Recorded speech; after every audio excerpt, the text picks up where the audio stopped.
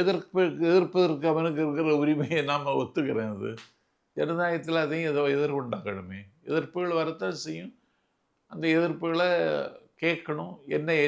என்ன சொல்கிறாங்கன்னு கேட்கணும்.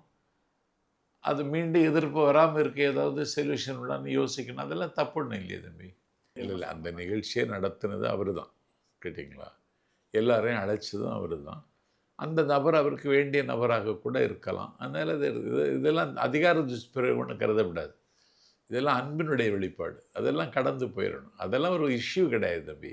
பேப்பரை வச்சு தான் படிக்கிறாரு அப்படின்னு சொல்லிட்டு தொடர்ந்து விமர்சனம் பண்ணுற எல்லாரும் என்ன பண்ணுறாங்கன்னா, அவர் 2 பக்கம் பேப்பர் எழுதி கொடுக்குறாரு. பேப்பரில் எழுதி கொடுத்ததை மட்டுமே படிச்சுட்டு போகிற ஒரு தலைவராக இருக்காரு அப்படின்ட்டு. இதை எப்படி பார்க்குறீங்க சார்? இல்லை, பார்த்துட்டு சொல்லிடுறாரு.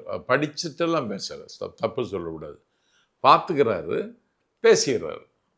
அதெல்லாம் அது ஒரு இல்லை, விஜய் அவர்கள் மட்டும்தான் இதை பண்ணுறாரா இல்லை எல்லா தலைவனும் செய்கிறான். சித்திரமும் கைப்பழக்கம், செந்தமிழ், நாப்பழக்கம் இது பழகும்போது வந்துடும். அது ஒன்றும் பிரச்சனை